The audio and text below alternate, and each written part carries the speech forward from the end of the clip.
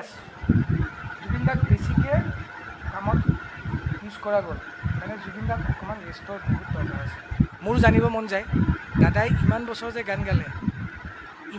যে গান গালে, অসমৰ চবতছে ধনী শিল্পী বুলি কালি কোনোবাই কৈছিলে, বাহিৰত কৈছে ছিংগাপুৰত, ৰিচ ছিংগাৰ ইণ্ডিয়া। চ' এইজন মানুহৰ লাষ্ট তেওঁ ইমান এনেকৈ মানে উইক হৈ পেলাই কিয় থাকিব লগা হ'ল?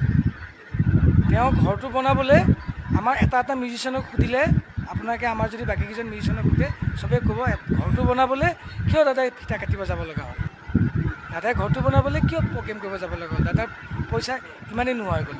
দাদাই যে আগতে এজন মানুহে 29টা-30টালৈকে গান গাইছিল একে ৰাতি, সেইটো মানুহে আজিলৈকে এটা গান গাবলৈও ভাগৰি যায়।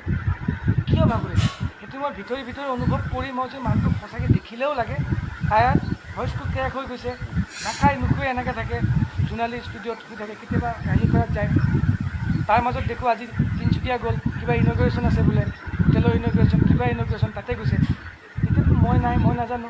তাৰপিছত এদিনৰ কাৰণে গৈ এসপ্তাহ পিছত আহে, তেওঁ তাতে কি খাইছে, কি শুইছে, খাইছেনে নাই, কি মেডিচিন খাইছে, সেইবিলাকতো মই নাজানো। মেনেজমেণ্ট এটা টিম থাকে।